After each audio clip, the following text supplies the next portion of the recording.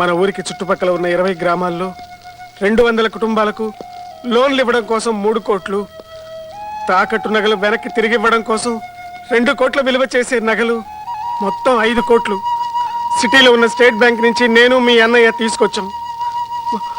మరుసటి రోజు పొద్దున్నే వాటిని ప్రజలందరికీ పంచిపెట్టాలి.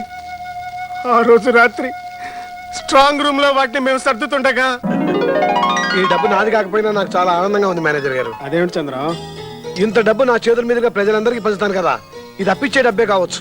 మనకు అప్పించిన వాడిని ఎంత గౌరవిస్తాం, అలాగే ప్రజలందరూ మనల్ని గౌరవిస్తారు కదా, ఏమంటారు? You are right. కానీ ఇంత డబ్బు ఒక్కరోజే పంచాలంటే చాలా కష్టం అవుతుంది. అంత కష్టపడక్కర్లేదులే.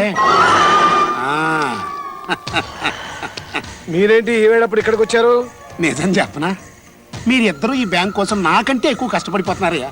మరి మీరు ఇంత కష్టపడి తీసుకొచ్చి ఈ సొమ్ముని ఆడికాస్త పంచిపెట్టారనుకో, మళ్ళీ వాళ్ళ దగ్గర నుంచి వసూలు చేసుకోవడం నేను ఎంత కష్టపడిపోవాలి. అందుకని మీరు ఇవ్వటం వాళ్ళు పుచ్చుకోవడం, నేను వసూలు చేసుకోవడం, ఈ గొడవ అంతా లేకుండా డైరెక్ట్ గా ఈ నగలు సొమ్ము నేనే తీసుకెళ్లిపోదాం వచ్చానయ్యా. కటారి గారు, ఏడు మీరు మాట్లాడేది తెలియ కదా, అర్థం కదా? పాపం ప్యూన్ పోస్ట్ నుంచి వచ్చాడు కదండి. ఓహో, అయితే ఈ మెదడు ఎక్కడో ఉంటుందయ్యా. మొదటి నుంచి చెబుతా. ఇప్పుడు ఇంత డబ్బు ఇప్పుడు వస్తుందని నాకు ఎప్పుడో తెలుసు, కానీ నేను ప్రెసిడెంట్ పోస్ట్ లో ఉండగా కొట్టేశాను అనుకో, దొరికిపోతాను కదా. అందుకే ఏం చెయ్యాలరా భగవంతుడా అని ఆలోచించా. ఆ మధ్య నువ్వు పెట్రోల్ పొలం కొట్టేసి నేనని స్టాఫ్ మొత్తానికి లీక్ చేసావు కదా, అప్పుడు అర్థమైంది నువ్వేంటో. అమ్మ దొరికాడ్రా కొర్రాడు అనుకున్నా, ప్రెసిడెంట్ స్కీమ్ వేసా, లటక్కని నిరికిచ్చా. కాబట్టి ఇప్పుడు ఈ సొమ్మంతా నేను ఎత్తుకెళ్ళిపోతాను, బ్యాంకు తాళాలు నీ దగ్గర ఉంటాయి. అప్పుడు చంద్రబాబు ఏమవుతాడరా? దొంగ అవుతాడు. మేనేజర్ ఏమవుతాడరా? తోడు దొంగ అవుతాడు. అర్థమైంది కదా, మర్చిపోకడు రావు, మళ్ళీ మొదల నుంచి చెప్పాల్సి వస్తాయి. కటారి, నన్ను ప్రెసిడెంట్ చేసినప్పుడు ఇలాంటి ఫిట్టింగ్ ఏదో పెడతామని ఆనాడే ఊహించారా? కాకపోతే నేనేదో గొప్పవాడిని అవుతానని నా వాళ్ళంతా నన్ను మెడలు వంచి బలవంతంగా ఒప్పించారు. లేకపోతే చచ్చినా నువ్వు వేసిన చెత్త స్కీమ్కి నేను లొంగేవాడినే కాదు. కానీ ఇప్పుడు కూడా నువ్వు నన్ను ఏం చేయలేవురా. ఇది ప్రజల డబ్బు, దీని మీద చెయ్యేసావా నీ అంత చూస్తా. నువ్వేమిటో నీ బతికేమిటో ఇప్పుడే జనానికి చెప్పేస్తాను అని పట్టుకోరా. మేనేజర్ నేనేమి చేయను, పారిపోవటానికి మాత్రం ప్రయత్నం చేసావా మర్డర్ చేసేస్తా. రాజేంద్రిగా ఇంత స్కీమ్ వేసుకొచ్చినండి, నువ్వు బయటికి వెళ్ళి అరిస్తే జనానికి తెలిసిపోద్దని ఊహించలేనంటరా. ఎప్పటికి ఇన్నైని. అవును, నువ్వు అరిస్తే సౌండ్ ఎక్కడి నుంచి వస్తారా? గొంతు నుంచే కదా. సౌండ్ వస్తే గొంతు నొక్కేమని ఆడికి ముందే ఆర్డర్ వేసేసా, అందుకే ఆడు అక్కడ నొక్కేసాడు. ఇక నీ నోటమ్మట సౌండ్ వచ్చే ప్రసక్తే లేదురా. బట్టే చేసే లిఫ్టింగ్ అది కళ్ళు తెచ్చి కట్టుడు. అసలు ఈ స్కీమ్ నీకోసమే. ఇక నుంచి నేను చెప్పినట్టుగా నువ్వు వినాలి, లేదనుకో నీకు లిఫ్టింగే. మర్చిపోకరావు, మళ్ళీ చెప్పాల్సి వస్తాయి.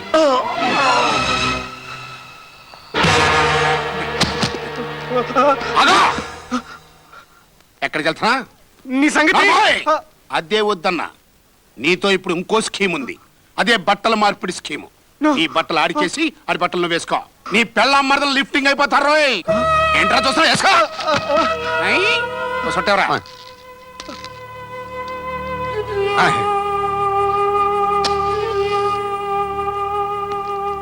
వచ్చాడు.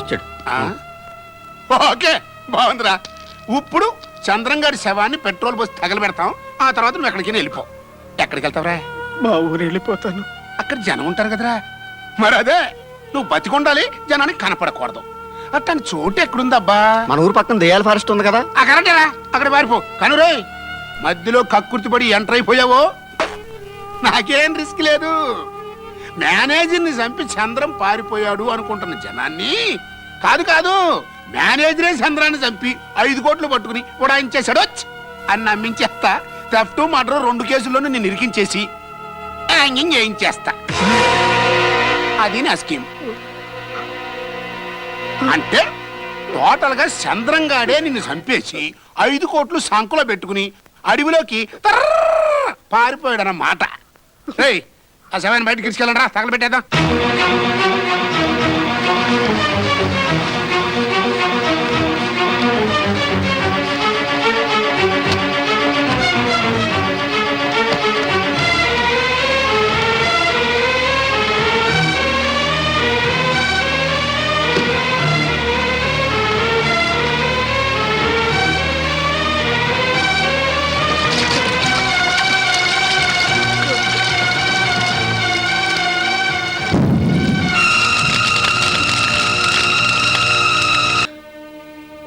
అపార్థం చేసుకున్నాను.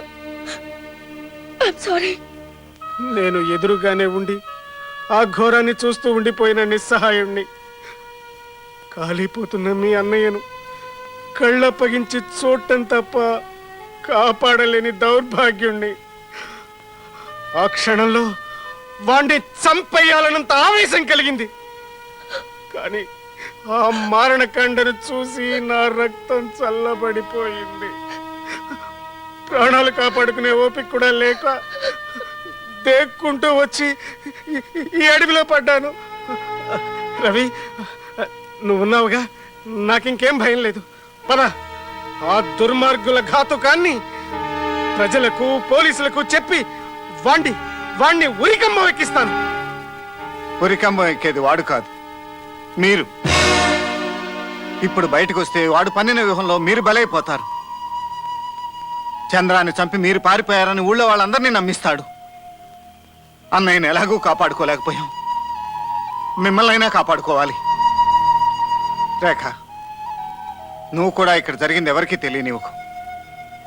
మన ఇద్దరం ఊళ్ళోకి విడివిడిగానే పెడదాం. నేను కబురంపే వరకు ఎవరికంటా పడకుండా మీరు ఇక్కడే ఉండండి. వాడి వ్యూహానికి ప్రతి వ్యూహం పన్నుతాను. మా అన్నయ్య ఆత్మకు శాంతి కలిగిస్తాను.